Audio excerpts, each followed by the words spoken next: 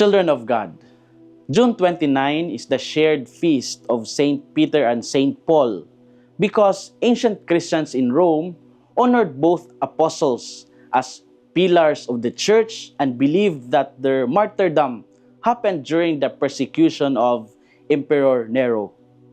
Peter was a simple fisherman from Galilee, while Paul was a learned Pharisee and Roman citizen. Peter walked closely with Jesus during his earthly ministry.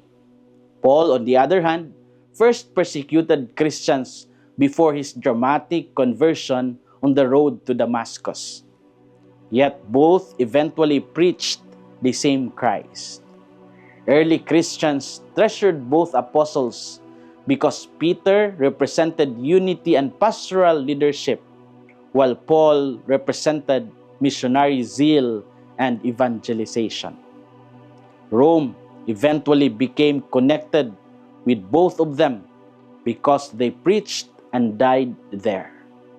Saint Peter was crucified upside down because he felt unworthy to die in the same way as Jesus. Saint Paul, being a Roman citizen, was executed by the sword. Their tombs became pilgrimage sites for Christians from different lands. Through centuries, the church kept their feast together because the mission of Christ needed both the stability of Peter and the fire of Paul. In the gospel story of Matthew, Jesus brought his disciples to Caesarea Philippi and asked them a direct question. Who do you say that I am? Peter answered with courage and faith, You are the Christ, the Son of the living God. Jesus then entrusted Peter with a special mission and said, You are Peter, and upon this rock I will build my church. The church remembered this moment because it showed that faith in Christ became the foundation of Christian life and unity. What are our inspirations for today? First, God works through imperfect people. Peter made mistakes many times. He spoke too quickly, doubted during the storm, and even denied Jesus 3 times.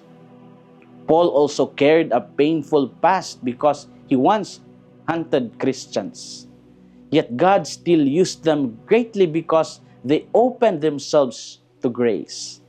Their lives remind us that failure does not cancel God's plan. Many people today become discouraged because of their weaknesses.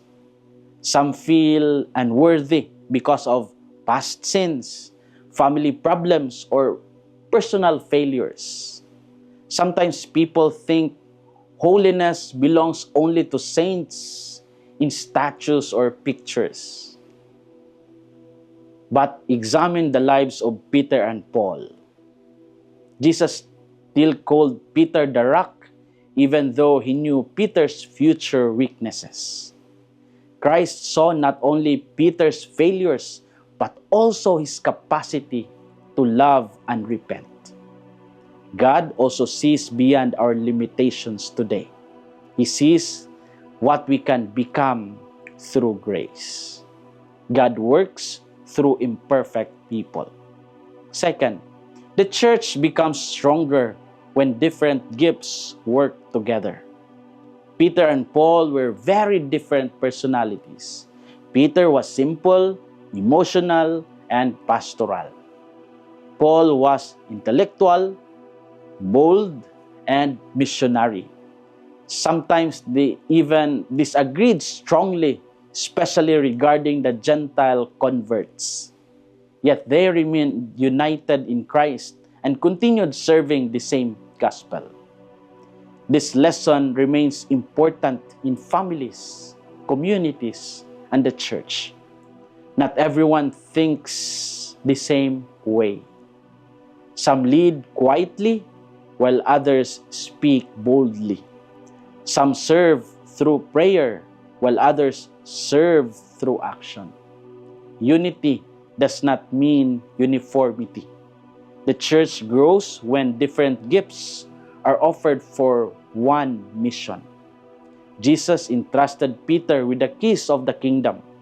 The authority was not for personal power, but for service and unity. Paul also spent his life building communities across many lands.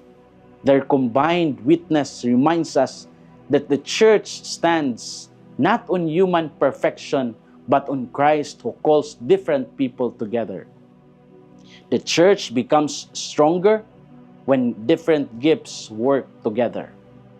As we reflect today, we ask ourselves, do I allow my weaknesses to stop me from serving God? Do I appreciate the different gifts of people around me instead of competing with them? Do I continue witnessing to Christ even when faith becomes difficult or unpopular? Children of God, the feast of Saints Peter and Paul reminds us that the church was built by real people with real struggles.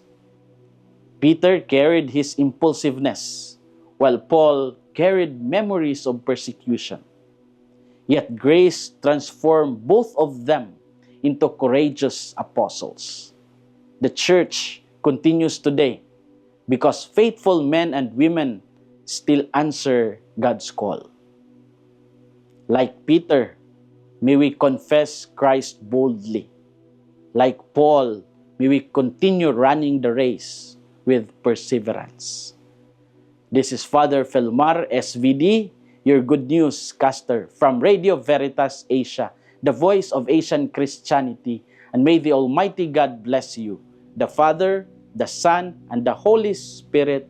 Amen. Thank you for watching and listening.